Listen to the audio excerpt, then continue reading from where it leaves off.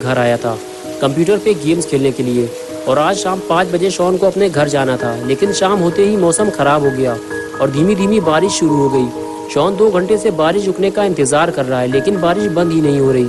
Shawn ने अब फैसला कर लिया है, वो अब अपने घर जा रहा है। पता नहीं ये बारिश कब रुकेगी, और बारिश अभी इतनी तेज नहीं है कि शॉन घर ना जा सके। शॉन ने गुल्ली और बुल्ली से बताया कि वो शॉर्टकट यूज करेगा और जंगल के रास्ते घर जाएगा, जिससे वो 20 मिनट में घर पहुंच जाएगा। अगर वो रोड से जाएगा तो उसे 1 घंटा लग जाएगा। गुल्ली ने कहा, शॉन तुम जिस जंगल की बात कर रहे हो, तुम्हें पता है ना, सूरज डूबने के बाद वहाँ कोई नहीं जाता। गुल्ली बोला, शॉन तुम कल सुबह घर चले जाना, हम भी तुम्हारे साथ चलेंगे।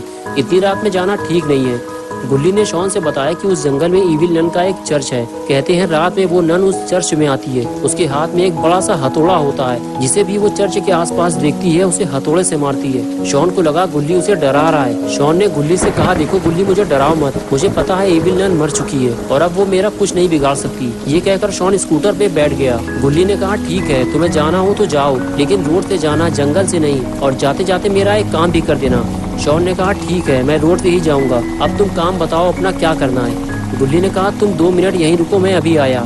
ये कहकर गुल्ली घर के अंदर चला गया और बुल्ली आकर स्कूटर में बैठ गया और कहने लगा, मैं और गुल्ली कल तुम्हारे घर आएंगे शॉन। और तभी गुल्ली घर से बाहर आ गया और शॉन के पास जाकर बोला, 2 दिन से कूड़ा लेने वाली नहीं आई है शॉन, तुम इसे ले जाकर कूड़ेदान में डाल देना। बड़े चौराहे के पास जहाँ बाबा चूरन बेचते हैं, उसी के पास उल्टे हाथ की तरफ कूड़ेदान है, वहीं इसे डाल देना। ये कहकर गुल्ली ने कूड़े वाला पॉलीथीन बैग स्कूटर में रख दिया और अपना पॉटी बॉय शॉन स्कूटर लेकर वहाँ से जाने लगा। तो गुल्ली और बुल्ली शॉन को डराने लगे और कहने लगे, जाओ शॉन, ईविल नन तुम्हारा इंतजार कर रही है। और शॉन हंसते हुए वहाँ से चला गया। शॉन थोड़ी ही दूर पहुँचा था कि बारिश तेज होने लगी और अब शॉन के समझ में नहीं आ रहा कि वो क्या करे। शॉन ने कुछ दूर जाकर स्कूटर रोक दिया। शॉन थोड़ा कंफ्यूज है कि वो रोड से होता हुआ अपने घर जाए या फिर जंगल के रास्ते। गुल्ली और बुल्ली ने मना किया था जंगल से मत जाना, लेकिन रोड से जाने में आधे घंटे से ज़्यादा टाइम लगेगा और बारिश की वजह से अंधेरा बढ़ता ही जा रहा है। कुछ देर सोचने के बाद शॉन ने फैसला किया कि वो जंगल के रास्ते घर जाएगा और ये कूड़ा भी वहीं फेंक देगा। सड़क पे गंदगी फैलाना ठीक नहीं है। और फिर शॉन स्कूटर लेकर जंगल की तरफ आगे बढ़ गया। शॉन इससे पहले कभी भी इस जंगल के रास्ते अपने घर नहीं गया। आज पहली बार वो इस जंगल से होता हुआ अपने घर जाएगा, लेकिन शॉन की ये बेवकूफ़ी कहीं उसे भारी न पड़ जाए। जंगल के अंदर आने के बाद शॉन ने स्कूटर रोका और नीचे उतरकर आसपास देखने लगा। तभी शॉन को कुछ दूर सामने एक पेड़ गिरा हुआ दिखाई दिया। शॉन को लगा, बस यही सही जगह है, मुझे यहीं कूड़ा डालना चाहिए। शॉन ने स्कूटर को स्टैंड पे खड़ा किया और कूड़े वाला पॉली बैग लेके आगे बढ़ गया। शॉन ने उस गिरे हुए पेड़ के पास जाकर कूड़ा डाल दिया, लेकिन तभी शॉन को वहाँ कुछ हलचल महसूस हुई। शॉन को ऐसे लगा जैसे उसके साथ वहाँ कोई और भी मौजूद है, लेकिन दिखाई तो कोई भी नहीं दे रहा। शॉन को लगा कहीं कोई जानवर तो आसपास नहीं है। शॉन ने जल्दी से टॉर्च निकाली और आगे बढ़कर देखने लगा, लेकिन चारों तरफ देखने के बाद भी शॉन को कोई जानवर दिखाई नहीं दिया। लेकिन फिर वो आवाज़ कैसी थी? शॉन ये सब सोच ही रहा था कि तभी किसी चीज़ की आवाज़ ने शॉन को डरा दिया। शॉन ने जब पलट कर देखा तो उसका स्कूटर गिरा हुआ था। किसी ने उसका स्कूटर गिरा दिया था। शॉन स्कूटर के पास जाकर बोला, कौन है यहाँ, किसने मेरा स्कूटर गिराया है? तुम जो भी हो, मैं तुम्हारी इन छोटी मोटी हरकतों से डरने वाला नहीं हूँ। लेकिन शॉन को जब इन सवालों का कोई जवाब नहीं मिला तो शॉन ने वहाँ से निकलना ही बेहतर समझा। शॉन अब इस जंगल के रास्ते अपने घर नहीं जाना चाहता, वो रोड से होते हुए घर जाएगा। लेकिन अब एक नई मुसीबत आ गई है, ये स्कूटर अब स्टार्ट नहीं हो रहा। गुल्ली का ये स्कूटर काफ़ी पुराना हो गया है, गुल्ली को अब इसे बेच देना चाहिए। शॉन की लाख कोशिशों के बाद भी जब स्कूटर स्टार्ट नहीं हुआ तो शॉन ने उसे खड़ा करना ही बेहतर समझा। लगता है आज की रात शॉन को इसी जंगल में गुजारनी पड़ेगी। इस जंगल में बहुत अंधेरा है और पॉटी बॉय शॉन बिल्कुल अकेला है। शॉन को अब डर लगने लगा है। बारिश काफ़ी तेज़ है और शॉन काफ़ी देर से भीग रहा है। उसे अपना सर छुपाने के लिए कोई जगह ढूंढनी होगी, वरना शॉन बीमार पड़ सकता है। इसलिए वो जंगल की तरफ आगे बढ़ने लगा। शॉन जिधर भी टॉर्च मारकर देखता, बस उसे छोटे बड़े पेड़ दिखाई दे रहे थे। बारिश में पेड़ के नीचे खड़े होना खतरे से खाली नहीं है। शॉन को कोई और जगह ढूंढनी होगी। शॉन को हर वक्त ऐसा महसूस हो रहा था जैसे वो इस जंगल में अकेला नहीं है, उसके साथ कोई और भी है। जंगल की खौफनाक आवाज़ें शॉन को और ज़्यादा डरा रही थी।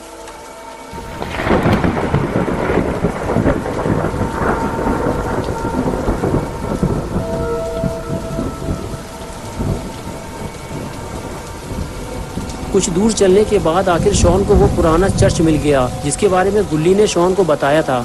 शॉन अंदर जाकर उस चर्च को देखने लगा। उस चर्च को देखकर ही ऐसा लग रहा था कि वो कोई नॉर्मल चर्च नहीं है। उसके चारों तरफ कब्रें बनी हुई थी, या यूँ कहे कि कब्रिस्तान के बीच में एक छोटा सा चर्च बना हुआ था। पूरे जंगल में बस यही एक ऐसी जगह थी जहाँ शॉन भीगे बिना पूरी रात गुजार सकता था। शॉन अंदर जाकर चर्च को देखना चाहता था, लेकिन चर्च के दरवाजे इस तरह बंद किए गए थे कि कोई अंदर ना जा सके। शॉन आसपास की जगह और कब्रों को टॉर्च मारकर देखने लगा कि इस जगह रात गुजारना ठीक रहेगा या नहीं। और फिर तभी शॉन को गुल्ली और बुल्ली की सारी बातें याद आने लगी। गुल्ली ने शॉन को बताया था कि इस जंगल में एक चर्च है जो कि इविल नन का है और वो रात में वहाँ आती है। शॉन को अब डर लगने लगा है, कहीं गुल्ली की कही हुई बात सच ना हो जाए। शॉन अब कोई नई मुसीबत में नहीं फंसना चाहता, इसलिए वो यहाँ से जा रहा है। ये जगह कुछ ठीक नहीं लग रही। शॉन को रात गुजारने के लिए कोई और जगह ढूंढनी होगी।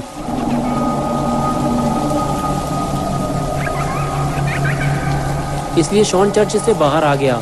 शॉन जैसे ही चर्च से बाहर आया, फिर उसे किसी के चलने की आवाज़ सुनाई दी।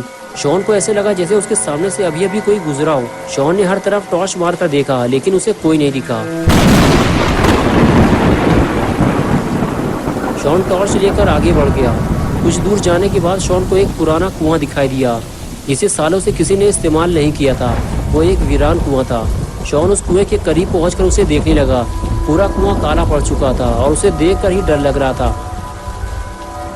तभी कुएं के अंदर से आती आवाज ने शॉन का ध्यान अपनी तरफ खींचा। शॉन टॉर्च मारकर कुएं के अंदर देखने लगा। टॉर्च मारते ही आवाज और तेज होने लगी, जिसकी वजह से शॉन का शक यकीन में बदल गया कि कोई तो इस कुएं में जरूर है। शॉन कुएं में टॉर्च मारकर देखता रहा, लेकिन अंधेरा होने की वजह से उसे कुछ भी ठीक से नहीं दिखाई दे रहा था। कुछ देर तक तो कुएं के अंदर से वो आवाजें आती रहीं और फिर बिल्कुल सन्नाटा छा गया। शॉन सोच में पड़ गया कि ये आवाज़ थी किसकी और अचानक से बंद क्यों हो गई, और आखिर कुएं के अंदर था कौन? कहीं कोई जानवर तो कुएं के अंदर नहीं गिर गया?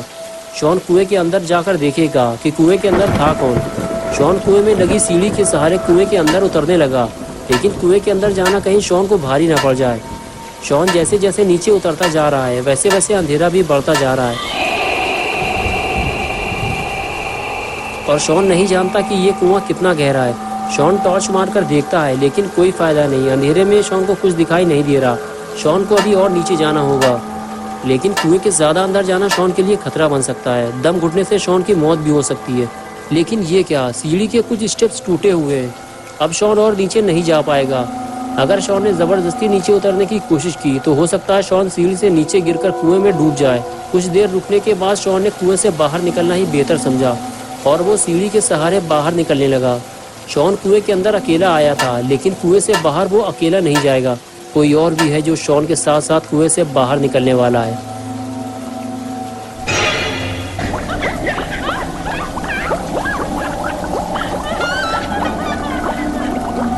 शॉन अभी इस बात से बेखबर है कि उसने कुएं के अंदर जाकर कितनी बड़ी गलती कर दी है, और एक बहुत बड़ी मुसीबत वो अपने साथ साथ कुएं से बाहर ले आया है। लेकिन कुएं से बाहर आने के बाद शॉन का डर अब दूर होने लगा है, क्योंकि कुएं के अंदर उसे कोई नहीं मिला और इस जंगल में भी उसे कोई नहीं मिला। लोगों ने इस जंगल के बारे में झूठी अफवाहें फैला रखी हैं। इस जंगल में आना और चर्च में जाना बिल्कुल सेफ है, इसलिए आज की रात शॉन चर्च में गुजारेगा।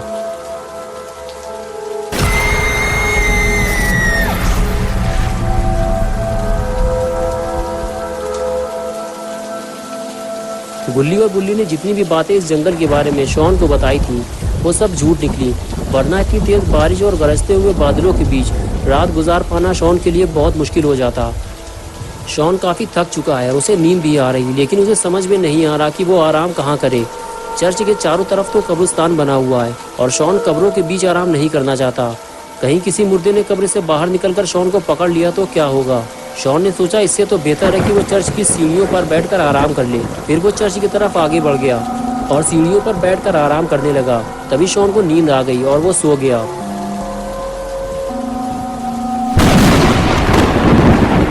और तभी एक जोरदार बिजली चमकी और सारा माहौल बदल गया। चर्च में बिल्कुल अंधेरा हो गया और क्रॉस का निशान उल्टा हो गया।